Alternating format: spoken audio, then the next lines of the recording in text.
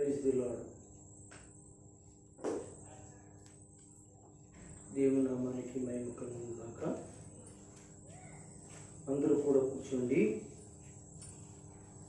ఈరోజు మరొకసారి ఆయన మందిరంలో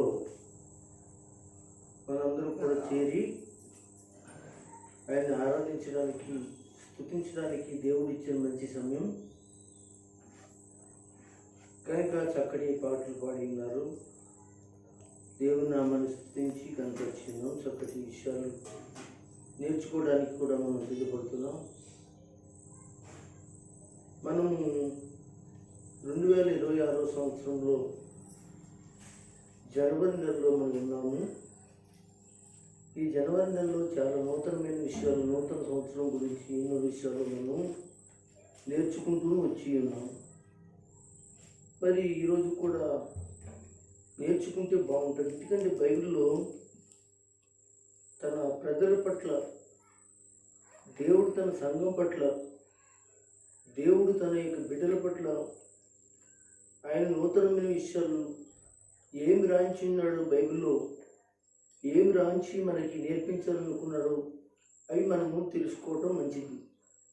చాలా జాగ్రత్తగా మనము ఇంతవరకు మనం చదువుకున్న వాక్యాలు ఎన్నో మరలా రావచ్చు, కానీ ఎందుకంటే నూతనమైన సంగతులు దేవుడు నేర్పడానికి మనకి అనేక సంగతులు వస్తూ ఉంటాయి. ఈరోజు మనకి దేవుడు ఇచ్చిన అంశం ఏమిటి అంటే నూతన సృష్టి క్రీస్తు నందు. నూతన సృష్టి క్రీస్తు నందు. అయితే నూతన సృష్టి క్రీస్తునందు ఎలా కలుగుతుందో 4 విషయాలు మీతో మాట్లాడతాను. చాలా జాగ్రత్తగా, చక్కగా రెఫరెన్స్తో, వాక్యంతో మీరు రాసుకుని సాధ్యమైన మట్టికి ఇప్పుడు చెప్పినటువంటి వాక్యం విని తర్వాత ఇంటి దగ్గర ధ్యానం చేస్తే మీకు అర్థమవుతుంది. అవి కంఠస్థం పట్టి చక్కగా మీ యొక్క హృదయాలను నూతనపరచుకోండి. అనేక మంది బిడ్డల జీవితాలను నూతనపరచడానికి మీరు ఇష్టపడండి. నూతన సృష్టి క్రీస్తు నందు అని చెప్పి నేను అంశాన్ని మీ మధ్య నేను ఉంచి ఉన్నాను. 4 విషయాలు చెప్తాను. ఏంటి 4 విషయాలు అంటే క్రీస్తు నందు లేక నూతన సృష్టి క్రీస్తు నందు ఎలా కలుగుతుంది, నూతన సృష్టి క్రీస్తు నందు ఎలా కలుగుతుందంటే మొట్టమొదటిది క్రీస్తు నందు రూపాంతరం చెందటం వల్ల. మొట్టమొదటిది నూతన సృష్టి క్రీస్తులో మనం ఎలాగ వెళ్తున్నాం, క్రీస్తులోనికి ఎలాగ పొందుతున్నాం అనేది నేర్చుకోవడానికి క్రీస్తునందు రూపాంతరం పొందాలి. రెండోది ఏంటంటే నూతన సృష్టి క్రీస్తు నందు పొందడానికి దేవుడు క్రీస్తు నందు వారసత్వం, క్రీస్తు నందు వారసత్వం. ఈ వారసత్వం కలిగిన వాళ్ళు ఏమవుతున్నారంటే నూతన సృష్టి అయి క్రీస్తు నందు ఉంటున్నారు. మూడోదిగా నూతన సృష్టి క్రీస్తు యేసు నందు ఎలాగ కలుగుతుంది. మూడోది అంటే క్రీస్తు నుండి కలుగు అనుభవం. బైబిల్ చదవటం వల్ల, వాక్యం వినటం వల్ల, పరిశుద్ధాత్మ పొందటం వల్ల కొన్ని అనుభవాలు మనం నేర్చుకుంటాం వాక్యం ద్వారా. అప్పుడు నూతనమైన వ్యక్తులుగా మారడానికి క్రీస్తు నందు మనకి సాధ్యపడుతుంది. కనుక మూడోది క్రీస్తు నందు కలుగు అనుభవాలు. మరి 4వది ఏమిటి అంటే నూతన సృష్టి క్రీస్తు నందు ఎలాగ కలుగుతున్నది అంటే, ఎలా కలుగుతుంది అని అంటే దేవుని వాక్యం చెప్తున్నట్లు క్రీస్తు నందు నిరీక్షించడం వలన మనకి నూతనము అనేది నిరీక్షించడం వలన, వాక్యం వలన మనకి నిరీక్షణ క్రీస్తు నందు మాత్రమే జరుగుతుంది. ఈ 4 విషయాలు మనం చదువుకుందాం. ఎన్ని విషయాలు చెప్పాను నేను? 4 విషయాలు చెప్పాను. ఒక్కో దానిలో కూడా 3 విషయాలు ఉంటాయి. ఇవి జాగ్రత్తగా మనం చూసుకుని చదువుకుని అన్నమాట. నేనేం 4 విషయాలు చెప్పాను. మొదటి దానికి కింద అనగా వెనక మరి పక్కన 4 విషయాలు 3 విషయాలు చెప్తాను. అలాగే 2 దానికి ఒక 3 విషయాలు చెప్తాను. 3వ దానికి ఒక 4 విషయాలు చెప్తాను. 4వ దానికి ఒక 3 విషయాలు కూడా చెప్తాను. ఇలాగా చెప్పి నేను దేవుని వాక్యాన్ని మీ ముందు ఉంచాలని పరిశుద్ధాత్మ దేవుని చేతులకి నేను అప్పగించుకుని నేను ముందుకు వెళ్ళడానికి దేవుడు నాకు కృప అనుగ్రహించి మాట్లాడడానికి సిద్ధంగా ఉన్నాడు. కనుక మీరు వినడానికి సిద్ధంగా ఉండాలని, మీ మనసులో ఉంచాలని యేసు ప్రభుల వారిలో మీకు తెలియజేస్తున్నాను. మరి క్రీస్తునందు మరి రూపాంతరమై దాని గురించి మనం మాట్లాడదాం. నూతన సృష్టి యేసుక్రీస్తునందు, నూతన సృష్టి యేసుక్రీస్తునందు ఎలా కలుగుతుంది అంటే క్రీస్తునందు రూపాంతరం పొందాలి. రూపాంతరం అంటే ఒక ఎగ్జాంపుల్ ఒక మాట చెప్తాను మీకు. గొంగళ పురుగు మీకు తెలుసు. ఆ గొంగళ పురుగు చూసినప్పుడు చాలామంది దాన్ని అసహించుకుంటారు, దాన్ని ఇళ్లలోకి రానివ్వరు. ఇంకా అది ఎక్కడైనా కనపడితే దాన్ని చంపేస్తారు. దాన్ని కాలుతో తొక్కుతారు, చెప్పుతో చంపుతారు. అవసరమైతే దాని యొక్క మరి దాన్ని అగ్నితో కాల్చివేస్తారు. ఈ గొంగళ పురుగు ఒక అనుభవం కలిగి ఉంది. తన యొక్క రూపాన్ని రూపాంతరం చెందడానికి చూస్తూ ఉంది, కలుగుతూ ఉంది దానికి. కనుక ఇలాగ రూపాంతరం చెందిన తర్వాత అది ఒక సీతాకోక చిలుక బటర్ఫ్లైలాగా అది తయారయ్యి చక్కగా అందరికీ ఆహ్లాదకరంగా అందరి మధ్యన తిరుగుతూ ఉంటుంది. అందరి మధ్యన తిరగడానికి అవకాశం లేని గొంగళ పురుగు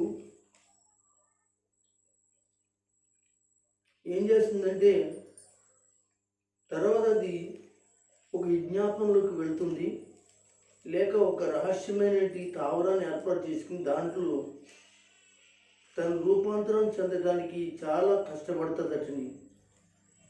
అది కష్టపడిన తర్వాత తన రూపును మార్చుకున్న తర్వాత, తన జీవితాన్ని మార్చుకున్న తర్వాత బయటకు వచ్చి మనందరికీ ఒక బటర్ఫ్లై సీతాకోక సిల్క్లా కనపడి ఎన్నో రంగురంగులుగా ఆనందంగా కనిపిస్తూ ఉంటుంది.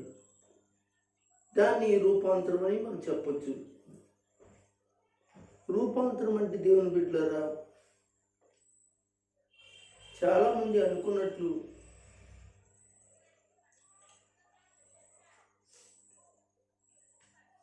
శరీరం మారదు, కానీ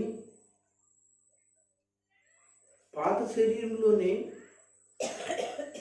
పాత యొక్క లక్షణాలు, బుద్ధులు, స్వభావాలు యేసు రక్తంలో పరిశుద్ధాత్మ ద్వారా తాకబడి వాక్యం చేత వారి జీవితాలు స్నానం చేయటం వలన, వాక్యం చేత వాళ్ళు శుభ్రం చేయటం వలన వాళ్ళ మనసులు ఏం చేసుకుంటారంటే శుభ్రం చేసుకుంటారు.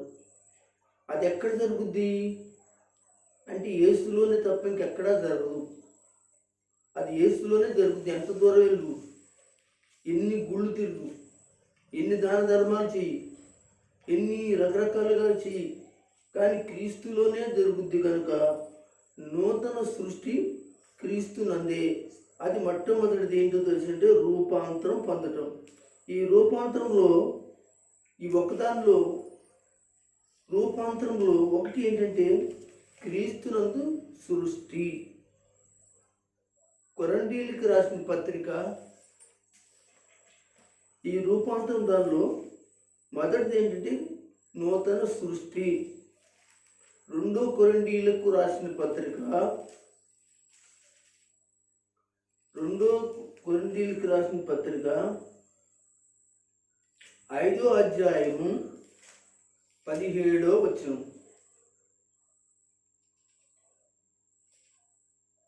రెండో కొరింథీయులకు రాసిన పత్రిక 5వ అధ్యాయము 17వ వచనం. మనం చదువుకున్న విషయాలే, అయినా కొత్తగా దేవుడు తన ఆత్మ ద్వారా కొన్ని మాట్లాడతాడు. చూడండి, అది సంఘంలో, సావాసంలో, సమాజంలో ఎవరైతే ఉన్నాడో, ఎవడైనా సరే, స్త్రీ అయినా, పురుషుడైనా, యవనస్తుడైనా, యవనరాలైనా, ఎవరైనా కావచ్చు. ఇదిగో ఎవరిలో ఉండాలట? యేసు క్రీస్తులో ఉండాలి. అది పాతవి గతించును అనే మాట మీరు మర్చిపోకండి. ఇదిగో అవి పాతవి గతించిపోయి కొత్తవైన అంటే రూపాంతరము చెందావు. ఇందులో నీకు సృష్టి, నూతన సృష్టి క్రీస్తు నందు గనుక పాతవన్నీ గతించిపోయి, పాతవన్నీ తొలగిపోయి, దేవుడు వాక్యం చేత కడిగి, పరిశుద్ధాత్మ చేత సరిచేసి, దేవుని యొక్క రక్తం చేత నిన్ను మరి దేవుడు కొత్తగా ఆయన నిన్ను నీ పాపాలు క్షమించి నూతన సృష్టిగా చేయటమే రూపాంతరం. సరే, రూపాంతరంలో మరొక మాట, రెండో మాట ఏంటంటే ఎఫెసీయులకు రాసిన పత్రిక. ఏంటి ఆ మాట అంటే నూతన వ్యక్తి. మొదటిది ఏమో పాతవి గతించిపోతుంది, రూపాంతరం పొందడం వలన కొత్తగా నువ్వు తయారవుతున్నావు, రూపాంతరం పొందుతున్నావు. రెండోది 4వ అధ్యాయము 24వ వచనం చదవండి. నీతియు ఆగ్దం. ఇప్పుడు నూతన వ్యక్తిగా రావడానికి ఒక సంఘంలో ఒక విశ్వాసి సహోదరి సహోదరుడు దేవుని కొరకు ఒక చేయవలసినది, దేవుని కొరకు తన కొరకు చేయవలసినది ఏమిటి అంటే నీతియు యథార్థమైన భక్తి గల వారై ఉండి. అంటే ఇప్పుడు రూపాంతరం కావాలి అంటే, నీకు రూపాంతరం రావాలి అంటే, రూపాంతరంలోనికి నువ్వు రావాలంటే, నూతన సృష్టి క్రీస్తునందు నీకు ఉండాలి అంటే రూపాంతరం నందు రెండో మాట ఏంటంటే నూతన వ్యక్తిగా నువ్వు రాబోతున్నావు, వస్తావు అని వాక్యం నీకు తెలియజేస్తూ నీతో మాట్లాడుతున్న విషయం. మీ నీతియు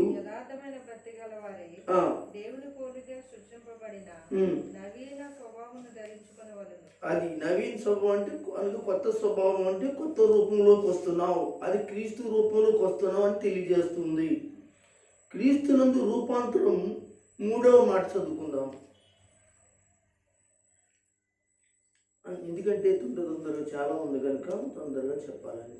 యోహాను సువార్త తీయండి, 3వ అధ్యాయం తీయండి. యోహాను సువార్త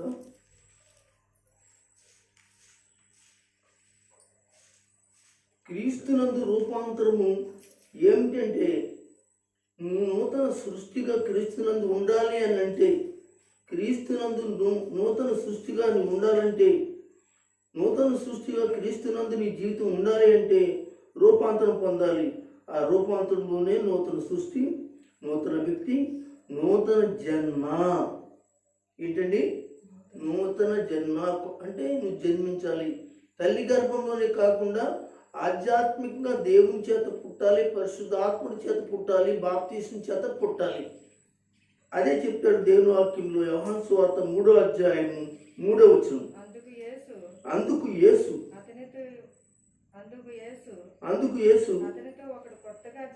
అది కొత్తగా అంటే అతడు రూపాంతరం చెందితేనే కొత్తవాడే అంటారు. అతడు మారితేనే ఇతని మనసు మారింది, తన మాట మారింది, తన పరిస్థితి మారింది, రూపాంతరంలోకి వచ్చాడు అంటారు. దేవునికి మహిమ ఘనత ప్రభావం కలుగును గాక. మీకు అర్థమేనండి? నూతన సృష్టిలో క్రీస్తునందు, నూతన సృష్టి క్రీస్తునందు, దాంట్లో మొట్టమొదటి ఏం చెప్పుకున్నాం? క్రీస్తునందు రూపాంతరం. ఆ రూపాంతరంలో ఏం చేయాలి మనము? 4 దిశలు ఉన్నాయండి. ఒకటి నూతన సృష్టిగా మార్చడానికి పాత వికసించిపోవాలి. రెండోది నూతన వ్యక్తిగా ఉండాలి. అంటే నూతన వ్యక్తిగా ఉండాలంటే భక్తి, నీతి, యథార్థత అనగా ధరించుకోవాలి. అది నవీన స్వభావం, అది కొత్త స్వభావం. మూడోది నూతన జన్మ, అంటే కొత్తగా జన్మిస్తేనే తప్ప, ఈ విషయం చాలాసార్లు చెప్పుకున్నాం కనుక ఎక్కువ చెప్పు దీని గురించి మాట్లాడడానికి లేదు. నూతన జన్మ అంటే మరి ఎక్కడ 3వ అధ్యాయంలో మీకు అర్థమవుతుంది, చదువుకుంటే మొత్తం అంతా. అనగా కొర్నేలు యేసు ప్రభు వారి యొక్క డిస్కషన్ కనపడుతుంది. అక్కడ ఆయన చెప్తూ ఉంటాడు, ఒకటి తల్లి గర్భంలోనికి ఎలా వెళ్ళగలడు కొత్తగా మరి పుట్టాలంటే, అంటే కాదు పరిశుద్ధాత్మ చేత అవి మరి ఆత్మ యందును నీళ్ళ యందును అనగా మరి జన్మిస్తారు. వాళ్ళే నూతన సృష్టి కనుక తల్లి గర్భంలో కొత్తగా వెళ్ళక్కర్లేదు. దేవుని వాక్యం చేత, దేవుని ఆత్మ చేత, దేవుని యొక్క బాప్టిజం చేత నువ్వు ఏం చేయబడాలంటే అనగా తీర్చిదిద్దబట్టి నువ్వు నీ మనసు మార్చుకుని నువ్వు దేవునిలో ఉంటే నువ్వే కొత్తగా వ్యక్తిగా ఉంటావని చెప్పేసి నీ అదే కొత్త జన్మ అని చెప్పి యేసు ప్రభు బోధిస్తాడు. అక్కడ చదువుతాం, ఇంకా మనం ముందుకు వెళ్ళలేదు కనుక క్రీస్తునందు రూపాంతరాన్ని మనం చూసుకున్నాం. రెండోది అనగా క్రీస్తునందు వారసత్వం. దేని యందు? నూతన సృష్టి క్రీస్తునందు. రెండోది మనకేం నేర్పిస్తుందో తెలుసు అంటే వారసత్వం. వారసత్వం అంటే మీకు తెలుసు, మన పిల్లలు ఉంటారు, మన పిల్లల తర్వాత మనకున్నవన్నీ ఆడే కదా, ఎవరన్నీ అవుతాయి అంటారా? ఒకవేళ పిల్లలే లేరండి, పిల్లలు దత్తత తీసుకున్నాం అనుకోండి, అంటే నీకు సొంత కూతురు కానీ సొంత కొడుకు తీసుకున్నారు అనుకోండి, తర్వాత వాళ్ళకే వారసత్వంగా ఆస్తులు, ఐశ్వర్యాలు, మీకున్న అధికారం అంతా వాళ్ళదవుతుంది. దాన్ని వారసత్వం అంటారు. అయితే దేవుడు తన సంఘానికి వారసత్వాన్ని ఇవ్వడానికి ఇష్టపడుతున్నాడు. అంటే వారసత్వాన్ని ఇవ్వాలనుకున్నాడు. పాత నిబంధన భక్తులకి, కొత్త నిబంధన భక్తులకి కలిపి వారసత్వం క్రీస్తులో కలుగుతుంది. పాత నిబంధనలో ఉన్నవాళ్ళు, కొత్త నిబంధనలో ఉన్నవారు ఒక్కళ్ళే ఏకపట్నస్తులై క్రీస్తు రక్తంలో కడగబడి క్రీస్తు ద్వారా రక్షించబడి నూతన ఇశ్రాయేలీలుగా గలతీయులకు రాసిన పత్రిక ప్రకారంగా మరి నూతన ఇశ్రాయేలీలుగా సిద్ధపరచబడి పాత కొత్త ఇశ్రాయేలీలు కలిపి ఒక నూతన నిబంధన వారి జీవితంలో కలుగుతుంది. వారు దేవునికి ఏమై ఉంటారంటే అనగా వారసులుగా ఉంటారు. దేవునికి స్తోత్రం కలుగును గాక. ఇది ఎవరి వల్ల కలుగుతుంది? యేసు ప్రభు వల్ల కలుగుతుంది. అందుకే మనం వంశం ఏమించుకున్నాం? నూతన సృష్టి క్రీస్తునందే. అందుకే నీకు ఏం కలుగుతుంది అంటే వారసత్వం కలుగుతుంది.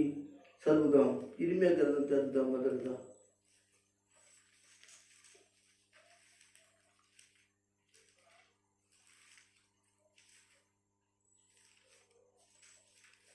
ఇరిమియా గ్రంథం అందరూ తెలిసి 31వ అధ్యాయము 31వ అధ్యాయము ఇరిమియా గ్రంథము 31వ అధ్యాయము వచనం కూడా 31 అధ్యాయం 31 వచనం కూడా 31. ఇదిగో నేను ఇశ్రాయేలు వారితోను యూదా వారితోను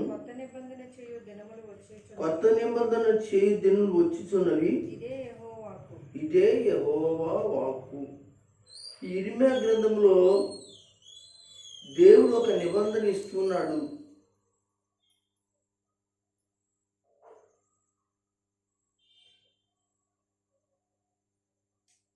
ఏమండి, కొత్త నిబంధనలో క్షమించండి, దేవుడు ఇర్మియా గ్రంథంలో ఒక కొత్త నిబంధన ఇస్తున్నాడు. నాకు చూడండి, కొత్త నిబంధన ఇస్తున్నాడంటే అంతకుముందు ఏముంది? పాత నిబంధన ఉంది, అంతే కదా. అంటే ఒరిజినల్ ఉంది అని అన్నాడు అనుకో, డూప్లికేట్ ఉందనే కదా. ఇది ఒరిజినల్ అండి అని అన్నాడు అనుకో, లోన్ ఏముంది? డూప్లికేట్ ఉందని అర్థమే. ఆడు ప్రత్యేకంగా మనకు చెప్పనక్కర్లే. లేకపోతే మంచిది ఇమ్మంటారా చెడ్డది ఇమ్మంటారా అంటే అంటే డూప్లికేట్ ఉంది, మంచిది కూడా ఉంది అని అర్థం. దేవునికి మహిమ కలుగును గాక. దేవుని బిడ్డలారా అర్థం చేసుకొని చాలా జాగ్రత్తగా నేను చెప్తున్నాను. ఇక్కడ ఈ 31వ వచనంలో 31వ అధ్యాయంలో ఇర్మీయా గ్రంథము 31వ వచనంలో, ఇదిగో నేను ఇశ్రాయేలు వారితో యూదా వారితో కొత్త నిబంధన చేయు దినములు వచ్చుచున్నవి, ఇదే యెహోవా వాక్కు. ఈ మాట ఎప్పుడు చెప్పాడు తెలుసా? ఈ మాట ఎప్పుడు చెప్పాడు? పాత నిబంధన ఉన్నప్పుడే కొత్త చెప్పాడు. ఎప్పుడు చెప్పాడు ఇది? చాలా జాగ్రత్తగా మనం ఆలోచన చేయాలి. ఇర్మీయా పాత నిబంధన కాలముడు. అప్పుడు పాత నిబంధన జరుగుతుంది, ధర్మశాస్త్రం జరుగుతుంది. ఆ పాత నిబంధన జరుగుతున్నప్పుడు ధర్మశాస్త్ర కాలంలోనే ఏమిచ్చాడు చెప్పండి? కొత్త నిబంధన ఇచ్చాడా? ఇంకెవ్వలేదు, ఇస్తాను అని చెప్పాడు. అది అసలు విషయం. అది ఇక్కడ ఏమంటున్నాడు తెలుసా? ఇదిగో చేయు దినములు ప్రతి పాయింట్ కూడా మనం కదా కొత్త నిబంధన చేయు అంటే ఇంక కొన్ని సంవత్సరాల్లో ఏం వెళ్ళిపోతుంది అమ్మా? ఏం వెళ్ళిపోతుంది అంటే ఆయన క్రీస్తులో ఏమి ఇవ్వాలనుకున్నాడు? వారసత్వాన్ని ఇవ్వాలనుకున్నాడు. పాత నిబంధనలో ఉన్న వాళ్ళందరూ కూడా పాత నిబంధనే మాకు, అబ్రహామే మాకు దేవుడు, మాకు క్షమించండి, మాకు తండ్రి, మేము వారసులు అనుకున్నారు. లేదు లేదు లేదు, పాత నిబంధన వెళ్ళిపోయి ఏమొస్తుందంట? కొత్త నిబంధన వస్తుంది. దేవునికి స్తోత్రం. ఈ యొక్క కొత్త నిబంధన ఎప్పుడు వచ్చింది?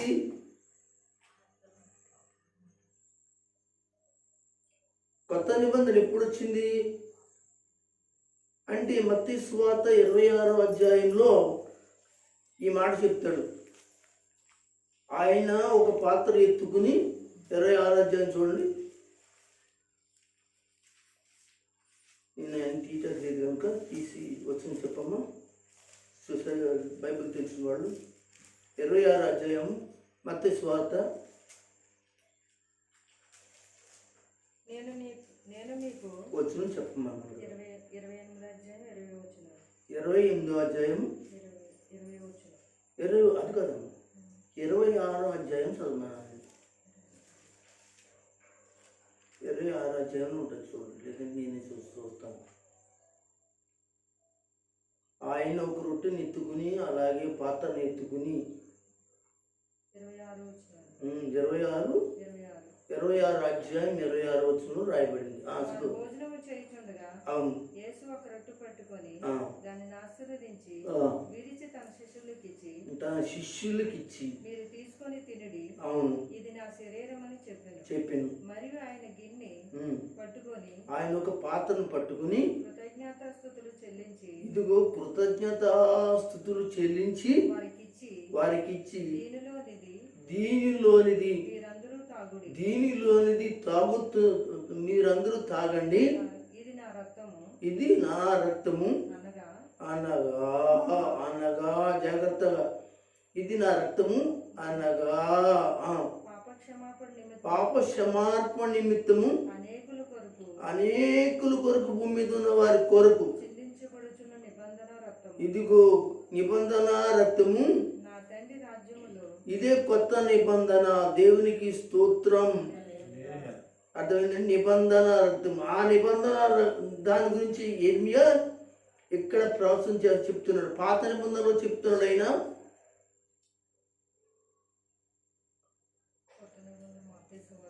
అంటే ఎంతకాలం జరిగి చూసారో ఇర్మీయా నుంచి దగ్గర యేసు ప్రభుకు ఎన్ని సంవత్సరాలు అయిందో, అంతే ఇంత గ్యాప్ ఉందన్నమాట. అంటే ఇప్పుడు యేసు ప్రభు రాకముందు పాత నిబంధన కాలంలో దేవుడు ఇశ్రాయేలీయులకును యూదా వారికి, అలాగే రేపు ప్రపంచ దేశం నుండి అన్ని జనులకును ఒక నూతన నిబంధన చేయబోతున్నాడు. వాళ్ళందరినీ కూడా గుంపుగా చేయబోతున్నాడు. వాళ్ళందరినీ ఒక దుడ్డుగా చేయబోతున్నాడు. వాళ్ళందరినీ ఏక వారసులుగా చేయబోతున్నాడు. కావాలంటే ఎఫెసీలో పత్రికలు రాస్తాడు, వాళ్ళందరూ ఏకపట్నస్తులు ఏక వారసత్తులుగా చేయబోతున్నాడు అంటాడు. దేని ద్వారా చేయబోతున్నాడు? అనగా తన యొక్క ప్రాణం పెట్టడం వల్ల, తన రక్తాన్ని కార్చడం వల్ల. అంటే నూతన సృష్టిలో మనకి క్రీస్తునందు ఎలా కనపడుతుంది? వారసత్వం కొత్త నిబంధన ద్వారా కనపడుతుంది. ముందుకు వెళ్ళిపోదాం. రెండోది యెషయా గ్రంథంలోకి రండి. మీకు అర్థమవుతుందండి? అర్థమవుతుందా? అర్థం చేసుకోండి. ఓకే, చాలా జాగ్రత్తగా అర్థం చేసుకోవాలి. 66వ అధ్యాయము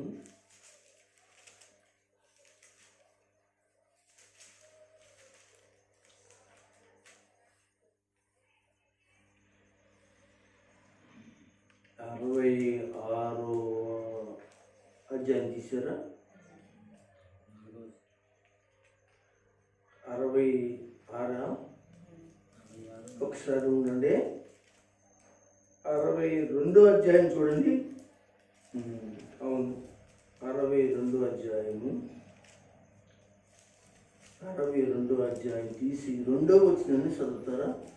జనులు నీ నీతిని కనుగొనును, రాజులందరూ నీ మహిమను చూచెదరు.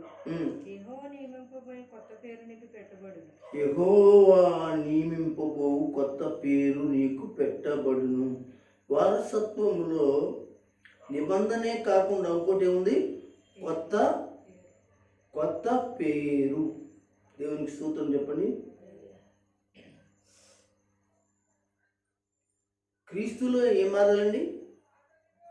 పాత పేరు ఏమైపోవాలి? తీసివేయబడాలి. కొత్త పేరు ఉండాలి. లోకంలో ఉన్నంతకాలం పాత పేరుతోనే ఉంటావు. అంటే శారీరకమైన పేర్ల గురించి చెప్పట్లే, లోక జీవితం గురించి చెప్తున్నాను. ఇప్పుడు యేసులోకి వచ్చిన తర్వాత యేసు చెప్పినట్లుగా చేస్తే నువ్వు కొత్తగా కనపడతావు, నీ పేరు కొత్తగా వినిపిస్తుంది. అది అర్థం. కొత్త పేరు. ఉదాహరణ చెప్తాం.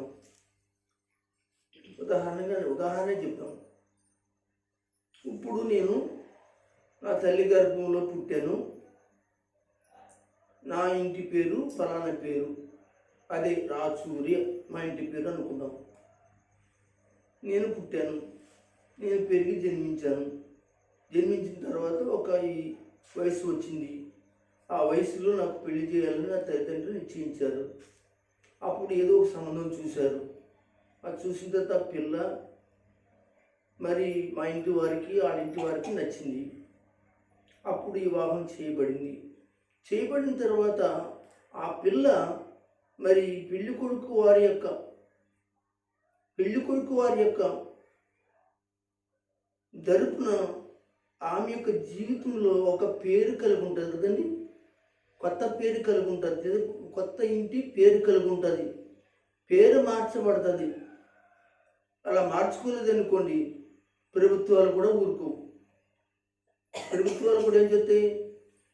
ఎవరి పేరు మార్చండి అయ్యా అని చెప్తారు. ఎవరికైనా చెప్తారు.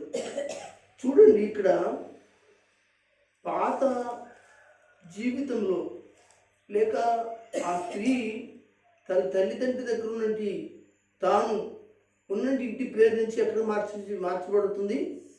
తన యొక్క భర్త పేరు లేక ఇంటి పేరు మీదకి మార్చబడుతుంది. కొత్త పేరు. ఇక్కడ కూడా పరలోకంలో క్రీస్తునందు మనకు ఒక నిబంధన లేదా వారసత్వం, ఒక వారసత్వం కనపడుతుంది. క్రీస్తునందు మనం ఏం కనపడతాం?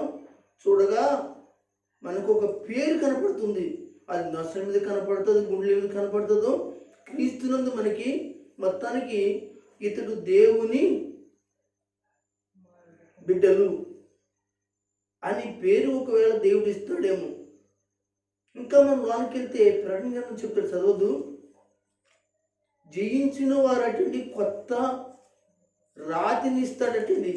ఆ రాతి మీద ఏముంటుందంటే వారి పేరు ఉంటుందంట. ఎలాగుంటుందో నాకు తెలియదు, కానీ నాకు చిన్న ఐడియా ఉంది, అది వాక్యం ద్వారాని. దినవృత్తాంతం 2వ గ్రంథము 14వ అధ్యాయము 7వ వచనం.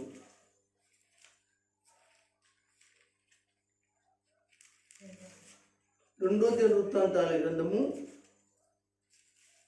14వ అధ్యాయము 7వ వచనం. అమ్మ దినవృత్తాంతాలు 2 దినవృత్తాంతాలు, అది మొదటి దినవృత్తాంతాలు 14:7 చదువు.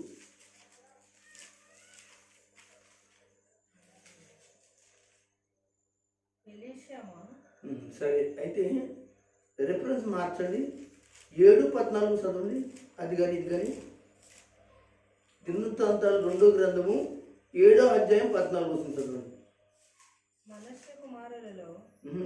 దినవృత్తాంతాలమ్మా, నువ్వేం చూస్తున్నావు? చదువు.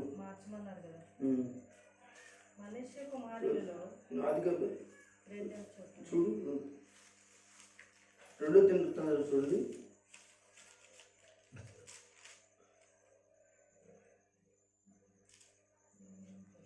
వాక్యం గుర్తున్నాను, చెప్పేస్తాను, కానీ రిఫరెన్స్ చూపించాలి కదా.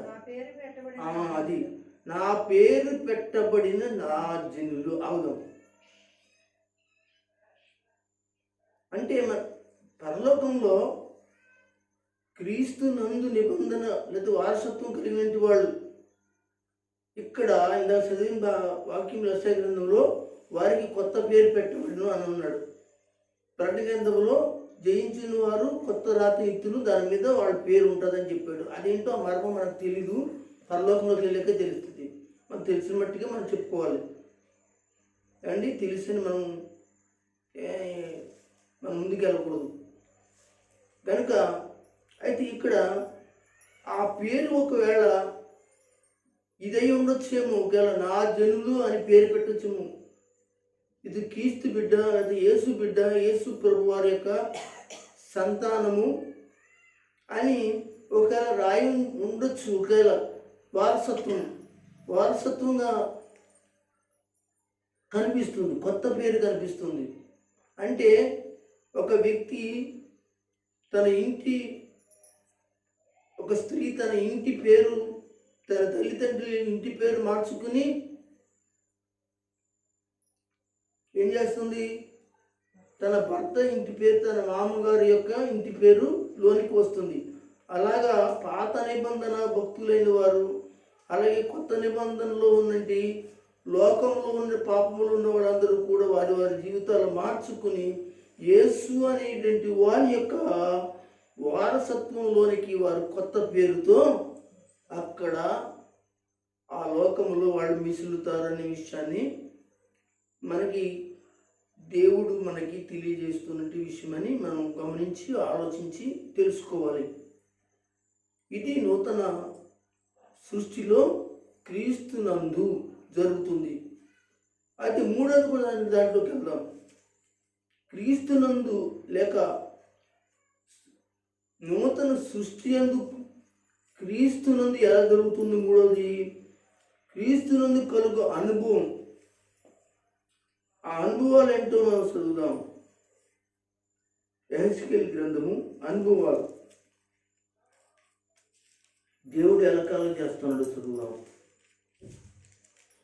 36వ అధ్యాయం చదువుకున్న వాక్యాలే. క్రీస్తునందు కలుగు అనుభవం మనకు ఎలా కనపడుతుందంటే, ఒకటి అందులో నూతన హృదయాన్ని దేవుడు ఇస్తాడు. నూతన హృదయం మీకు ఇచ్చేదను, నూతన స్వభావం మీకు కలగజేసేదను, రాతి నుండి మీలో నుండి తీసివేసి మాసుకు గిండిని మీకు ఇచ్చేదను. ఎలాంటి అనుభవంలోకి వస్తారంటండి. మూడోది ఏంటండి? నూతన సృష్టి కలిగిన వారు క్రీస్తునందు, నూతన సృష్టి కలిగిన వారు క్రీస్తునందు అనుభవం. మొట్టమొదటిది ఏంటంటే నూతన హృదయం. యెహెజ్కేలు 11:19. రెండోది నూతన ఆత్మ అంటాడండి. మనం వెళ్ళిపోదాం గొప్పగా. నూతన ఆత్మ అంటాడు. చూద్దాం 11వ అధ్యాయం, హిజ్కీయెలు గ్రంథం 11వ అధ్యాయము 19వ వచనం. మరియు చదువు. మరియు మీ శిష్యులు 19. వారు నా కట్టడలను నా విధులను అనుసరించి గైకొనున్నట్లు. ఇదిగో చూడండి, నా కట్టడలు నా విధులను అనుసరించి. 11వ అధ్యాయము జాగ్రత్తగా తీసుకుని 19వ చదివితే, వారు నా కట్టడలను నా విధులను అనుసరించి గైకొనున్నట్లు నేను వారి శరీరములో నుండి రాతి గుండెని తీసివేసి వారికి మాంసపు గుండెని ఇచ్చి వారికి ఏక మనసు కలగజేసి వారి యందు నూతన ఆత్మను పుట్టింతును. అదనమాట. ఏం కలుగుతుంది? అనుభవం క్రీస్తునందే కలుగుతుందంటండి. ఇది పరిశుద్ధాత్మ వచ్చినప్పుడు, దేవుని వాక్యం వచ్చినప్పుడు, దేవునిలో మనం నడుస్తున్నప్పుడు, విశ్వాసులు అయినప్పుడు, మనకి ఆ ఆత్మ, నూతన ఆత్మ వచ్చినప్పుడు మనకేమవుతుంది? అనుభవం క్రీస్తులో మనకి రూపాంతరం చెందేటంటి, నూతన సృష్టి పొందేటంటి ఒక అనుభవం దేవుడు ఇస్తాడని వాక్యం సెలవిస్తుంది. మార్కు సువార్త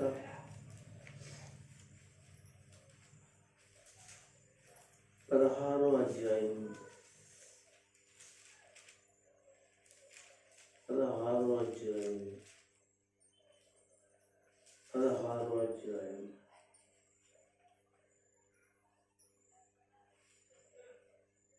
17వ వచనం చదువుతారు.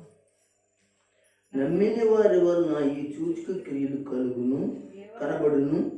ఏమనగా నా నామమున దెయ్యమును వెళ్ళగొట్టెదరు, కొత్త భాషలు మాట్లాడేదరు. అవును, కొత్త భాషలు మాట్లాడేదరు.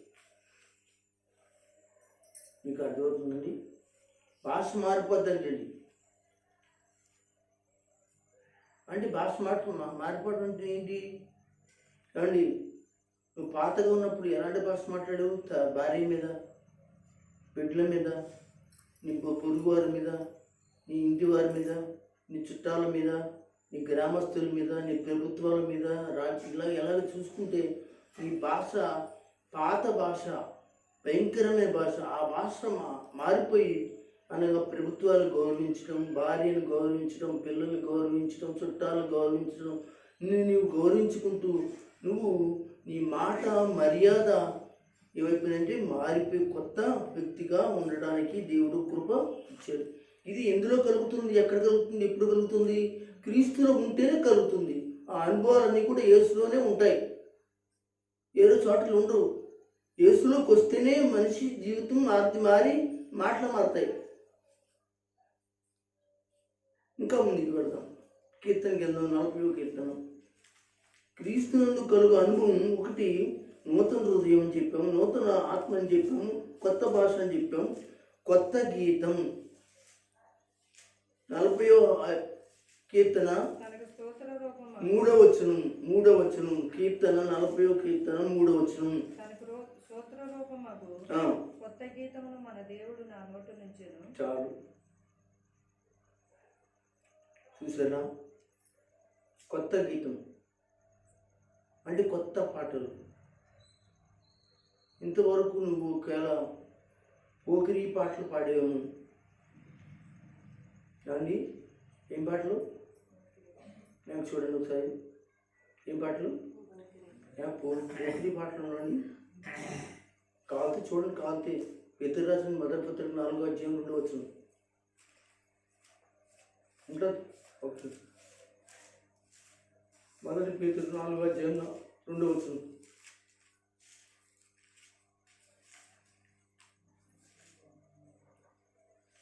క్రీస్తు శరీరమందు శ్రమపడిన గనుక మీరందరూ అట్టి మనసును ఆయుధంగా ధరించుకునేది.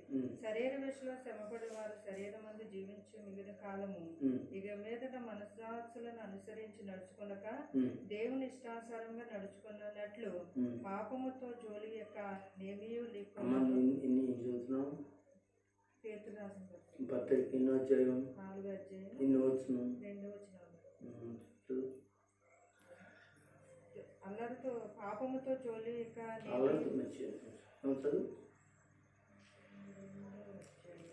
శరీర విషయంలో శ్రమపడిన వాడు శరీరంతో జీవించిన కాలం ఇక మీదట మనుజాతులను అనుసరించి నడుచుకున్నాక దేవుని ఇష్టానుసారంగానే నడుచుకున్నట్లు. ఒక్క నిమిషం ఆగండి.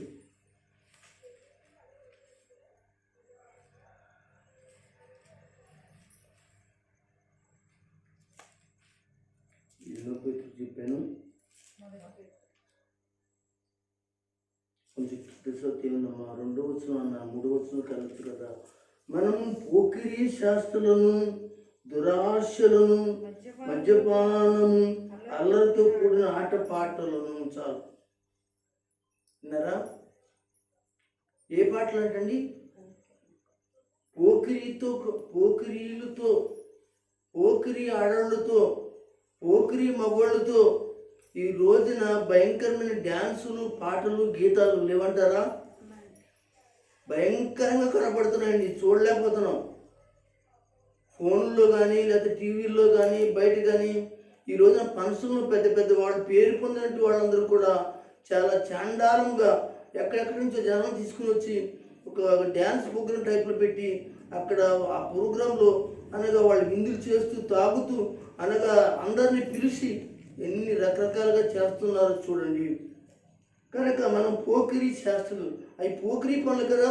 నువ్వు పెద్దోడివే, నువ్వు గొప్ప నాయకుడివే, మంచి పేరున్న వాడివే, నువ్వు చేసే పనులు ఏంటంటే చాలా చాండాలమైన ఆటపాటలు ఇవి. వస్త్రాలు ఉన్నాయో లేవో ఆడోళ్ళకి, వస్త్రాలు ఉన్నాయో లేవో మగవాళ్ళకి అని విజ్ఞానం లేక జ్ఞానం లేక పశుప్రాయులై భయంకరమైన ప్రోగ్రాంలు ఏర్పాటు చేస్తున్నారు, అల్లరితో కూడినటి ఆటపాటలు. కనుక దేవుని బిడ్డలారా, ఇప్పుడు అవి మానేసేసి ఏం చేయాలంటున్నాడు దేవుడు? అలాంటి వాటి దగ్గరికి వెళ్లకుండా, వాటిని ఆలోచించక, వాటిని చేయక కొత్త గీతము దేవుని కూర్చుని భక్తి గీతాలు మీరు పాడండి. దేవుని కూర్చుని మంచి గీతాలు పాడండి, భక్తి గీతాలు పాడండి అని చెప్తున్నాడు. ఇది క్రీస్తునందు అనుభవం. క్రీస్తులోకి వస్తేనే ఈ అనుభవంలోకి వస్తారు తప్ప రాలేరండి. అందులోనే పాతికిపోయి అందులోనే పాత పోకిరి జనాంగంగా ఉంటారు. కనుక ఏమంటున్నాడో తెలుసంటే కొత్త గీతము అని చెప్తున్నాడు. ఇందులోనే మరి క్రీస్తునందు కలుగు అనుభవం 5ది కూడా చూద్దాం. హెబ్రీయులకు రాసిన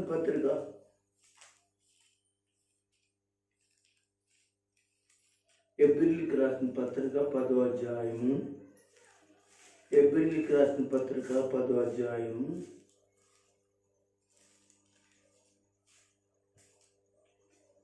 5ది ఏంటి? నూతన మార్గం అంటండి. నూతన మార్గం చదువుదాం. 10వ అధ్యాయము 20 వచ్చిన చదవండి. సహోదరులారా, యేసు మన కొరకు ప్రతిష్ఠించిన మార్గం ఇదిగో చూడదాం.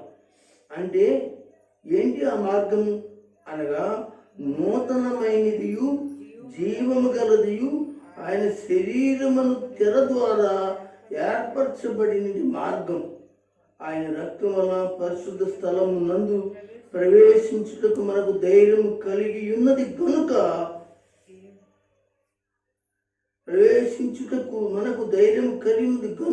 అని చెప్తున్నాడు.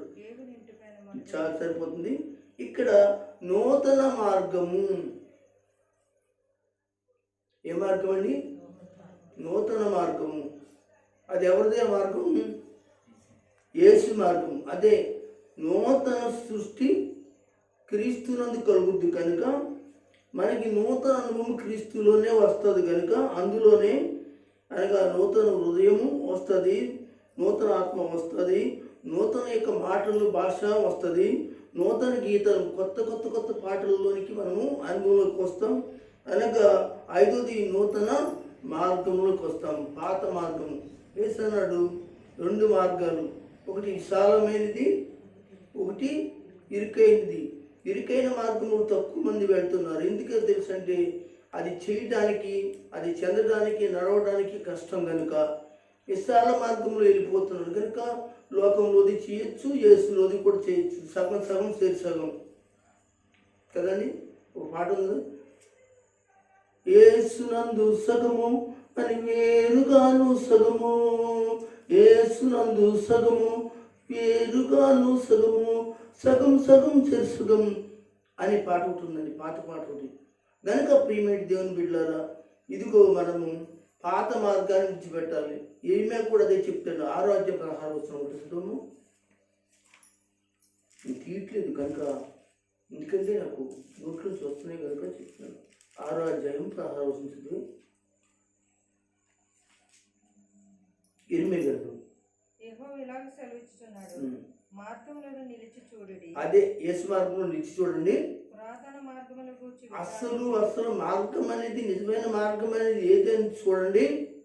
దాంట్లో విచారించుడి, అది విచారించండి, తెలుసుకోండి. మేలు కలుగు మార్గమే ఆ విచారించి తెలుసుకుంటేనే అదే అనుభవండి, ఆ క్రీస్తులో అనుభవండి.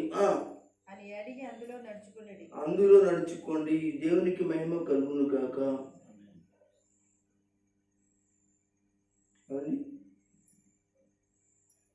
నూతన సృష్టి క్రీస్తునందు, దానిలో రూపాంతరం గురించి చదువుకున్నాం. దానిలో క్రీస్తు వారసత్వం గురించి చదువుకున్నాం. క్రీస్తునందు కలుగు అనుభవం గురించి చదువుకున్నాం. ఇంకా 4వది ఏంటంటే క్రీస్తునందు నిరీక్షణ చూద్దాం. నిరీక్షణ అంటే చెప్పండి అమ్మా. నిరీక్షణ అంటే ప్రార్థన చేస్తున్నానండి, ఏదో ఒక రోజు నా బిడ్డ కూడా మారాలండి అనేదే నిరీక్షణ. ప్రార్థన చేస్తున్నానండి, ఏదో ఒక రోజున దేవుడు కార్యం చేసి ఆ ఇల్లు ఆ స్థలము కార్యం చేయక మానండి అంటే వెయిటింగ్ చేయటం నిరీక్షణ. అంటే ఎదురు చూడటం.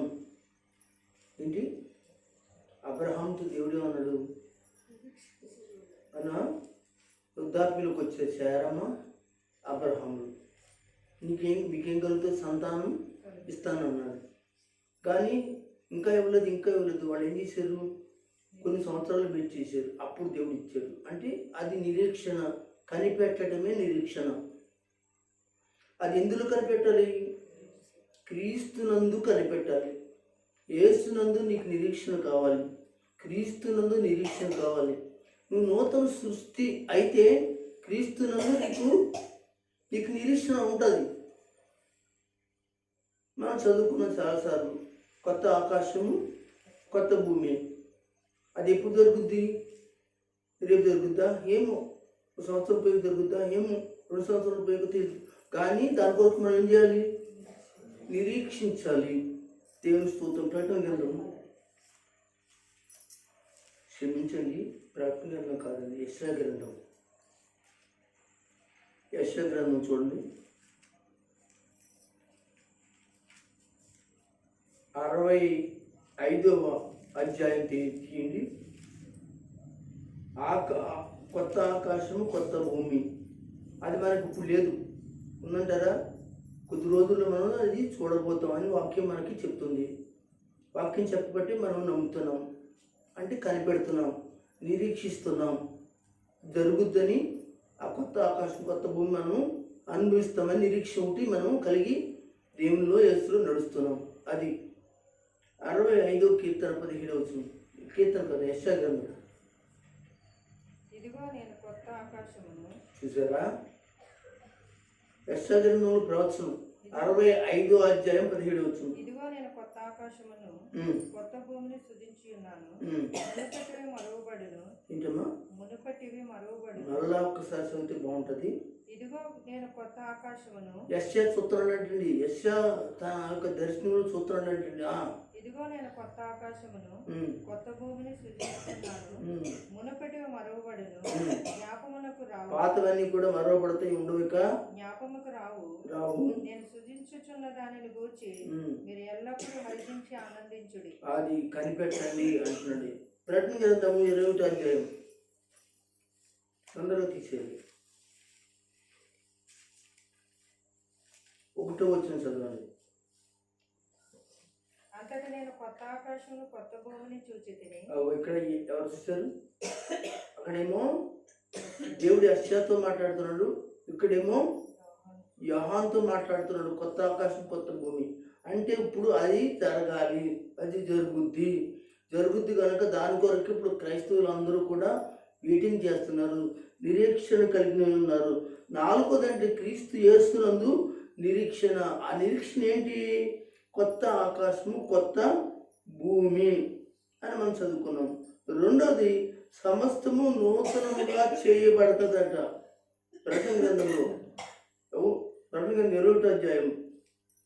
క్రీస్తునందు నిరీక్షణ ఏంటంటే మనకి క్రీస్తునందు మన నిరీక్షణ ఏంటంటే సమస్తమునకు నూతనముగా చేయటం వల్ల మనం చూస్తాం. 21:5. అప్పుడు సింహాసనశీనుడైన వాడు ఇదిగో సమస్తమును నూతనమైనవిగా చేయుచున్నానని. Praise the Lord. చేయుచున్నాను, అన్ని నూతనంగా చేస్తాడటండి. అంటే సమస్తము నూతనముగా. ఏది అంటే ఒకటి కాదండి, ఇంకా అంతా జంతువులు, సముద్రాలు, ఏమండి ఇంకా అన్ని, ఇంకా A to Z ప్రకటనలు ఏం చెప్పండి, అన్నీ కూడా మనకి కనపడేవి నూతనంగానే కనపడతాయి అన్నీ కూడా. చూడండి 21వ అధ్యాయం 5వ వచనంలో మరలా చదవండి. అప్పుడు సింహాసనశీనుడైన వాడు ఎవరంటే యేసు ప్రభువు వారు ఇదిగో సమస్తమును నూతనమైనవిగా చేయుచున్నానని చెప్పెను. మరియు మాటలను నమ్మకమును అండి మనం నిరీక్షించాలి. ఎవరిలో నిరీక్షించాలి అంటే నూతన సృష్టి కలుగజేయబోతున్న మన జీవితాలను నూతన సృష్టిగా చేయబోతున్న వానిలో, క్రీస్తు నందులో మనము నిరీక్షించాలి. అదేంటంటే కొత్త ఆకాశం, కొత్త భూమి, రెండు సమస్తం నూతనంగా చేయబడ్డం.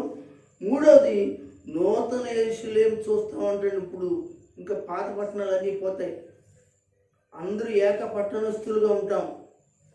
ఎఫెసీయులకు రాసిన పత్రికలు రాస్తారు, అందరూ ఏక పట్టణస్థులుగా ఉంటామంట. చూద్దాం 21వ అధ్యాయం ప్రకటన గ్రంథం 2వ వచనం. మరియు నేను నూతనమైన యెరూషలేము అనే ఆ పరిశుద్ధ పట్టణము తన భర్త కొరకు అలంకరింపబడిన పెళ్లి కుమార్తె వలె. దేవుని స్తోత్రం. తన భర్త. సంఘానికి భర్త ఎవరు? సంఘానికి భర్త ఎవరండి? సంఘమే. సంఘానికి భర్త యేసుక్రీస్తు అయితే, యేసుక్రీస్తు సంఘానికి భర్త అయితే సంఘం భార్య ఉంది. కనుక ఈ భార్య ఇక్కడ కనబడుతుంది. నూతన యెరూషలేము పట్టణం. దేవునికి మహిమ కలుగును గాక. ఆ యొక్క నూతనమైన యెరూషలేము పట్టణంలో క్రీస్తునందు నిరీక్షించి భూమి మీద దేవుని కొరకు సజీవులుగా, మరి సాక్షులుగా, దేవుని కొరకు బ్రతికి చనిపోయిన వాళ్ళు, అలాగనే అనాథ సాక్షులు అయిపోయిన వాళ్ళు, ఇంకనూ క్రీస్తు కొరకు రక్షణ పొందిన వారందరూ కూడా ఒక యువతరంటే ఒక పట్టణముగా దేవుడు సిద్ధపరుస్తాడు. ఆ పట్టణమే నూతన యెరూషలేము. మనకి నిరీక్షణ అంటే ఉంది అంటే మనం ఒక నిరీక్షణ, కొత్త పట్టణంలోకి చేరతామనేది ఒక్క మాట.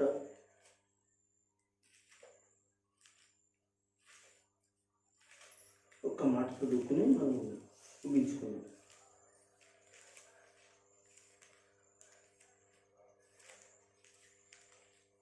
ఒకసారి ఎఫెసీయులకు రాసిన పత్రిక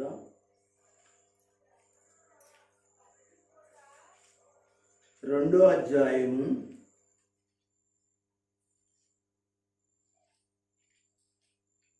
2వ అధ్యాయము 17 నుంచి నేను కిందకు చదువుతున్నాను, చూడండి. మరియు ఆయన వచ్చి దూరస్థులైన మీకును సమీపస్థులైన వారికిని సమాధాన సువార్త ప్రకటించును. ఇక్కడ దూరస్థులు, సమీపస్థులు. ఇక అర్థమైందా? దూరస్థులు అంటే అన్యులు, సమీపస్థులు అంటే యూదులని బట్టి ఇశ్రాయేలీయులు. ఇద్దరిని కూడా పరిచాడు, ఒకటిగా చేశాడు. ఒకటిగా చేయడానికి సువార్త చెప్పాడు, దేవుని వాక్యం చెప్పాడు. ఇక్కడ 18 వస్తున్నట్టు ఆయన ద్వారానే మనము, అంటే ఎవరు మనము? ఆ 2 వర్గాల వాళ్ళను ఉభయులు, చూడండి ఇక్కడ రాశాడు, ఉభయులు ఒక్క ఆత్మయందే తండ్రి సంధికి చేరగలుగుతున్నాము. చూడండి ఇక్కడ చూడండి, ఒక్క ఆత్మ అందే తండ్రి సన్నిధికి చేరగలిగి ఉన్నాము. కాబట్టి మీరిక మీదట పరాజనులను పరదేశులై ఉండగా పరిశుద్ధులను ఏక పట్టణస్థులను దేవుని ఇంటి వారై ఉన్నారు. దేవునికి మహిమ. చూడండి, ఇదే ప్రకటన గ్రంథంలో చెప్పింది, మనదే చదువుకున్నాం. అదే యెరూషలేము పట్టణంలో వాళ్ళందరూ కూడా ఏక పట్టణస్థులుగా మనం ఉంటాం. అది విషయం. గనుక దేవుని బిడ్డలారా, మరొకసారి ఇది ముందుకి వెళ్ళి మరి నేను ముగిస్తాను. క్రీస్తునందు నూతన సృష్టి, లేక నూతన సృష్టియే క్రీస్తునందు జరుగుతుంది. నూతన సృష్టియే క్రీస్తునందు జరుగుతుంది. అదేంటంటే నూతన క్రీస్తునందు నూతన రూపాంతరం. దాంట్లో 4 సంగతులు చెప్పాను. 2 క్రీస్తునందు వారసత్వం, ఒక 3-4 విషయాలు చెప్పాను. మరి 3వదిగా క్రీస్తునందు కలుగు అనుభవం, మనం ఒక 4-5 విషయాలు చెప్పుకున్నాం. 4వది క్రీస్తును నిరీక్షణ. ఈ నిరీక్షణ సంఘానికి ఉండాలని, ఈ యొక్క నూతన సంవత్సరంలో మరొకసారి దేవుని వాక్యాన్ని తేరి చూసి చదివి ఆయన రాకడ కొరకు సిద్ధపడాలని, అనేక మందికి మీరు చెప్పాలని, దేవుని సన్నిధిలో మీరు జాగ్రత్తగా ఉండాలని క్రీస్తు నామములో ఈ మాటలు ముగిస్తున్నాను.